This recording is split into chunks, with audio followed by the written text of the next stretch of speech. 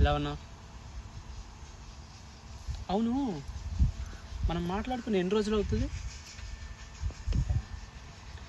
ఇన్ని రోజుల్లో ఒక్కసారి నువ్వు నాతో మాట్లాడాలనిపించలేదా?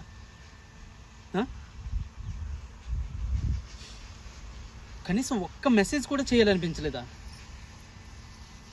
అసలు ఈడెందుకు నాతో మాట్లాడడం మానేశాడు, నన్ను ఎందుకు అవాయిడ్ చేస్తున్నాడు అని నీకు ఒక్క రోజు కూడా అనిపించలేదా? ఎందుకు అనిపిస్తుంది నీకు? ఎందుకు అనిపిస్తుంది? నేను నిన్నెందుకు దూరం చేశాను అన్నది నాకు తెలుసు, అది నీకు తెలీదు. ఓ, ఆ రోజు లాస్ట్ రోజు పార్టీ జరిగింది కదా, ఆ రోజు నువ్వేం చేసావు? రూమ్ నెంబర్ 103లో ఏం చేసావు? క్యాజువల్గా ఉన్నావా? ఆ రోజు నీ ఫోన్ హిస్టరీ మొత్తం చెక్ చేసా. ఎస్, చెక్ చేసా. నువ్వు వేరే వాడితో నువ్వు చాట్ చేయడం చూసాను, నువ్వెంతలా అని ప్రేమిస్తున్నావో కూడా చూసా. మరి నన్నెందుకు మోసం చేసావే? నన్నెందుకు మోసం చేసావు?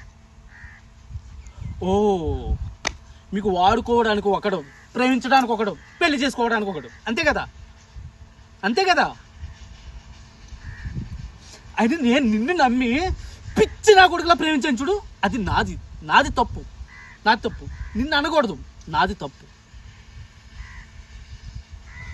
అయినా ఇప్పటికి కూడా నీ మీద పిచ్చి ప్రేమ ఉంది నాకు, పిచ్చి ప్రేమ. కానీ నువ్వు నన్ను మోసం చేసావే, మోసం చేసావు. పిచ్చి నా కొడుకుని చేసావు.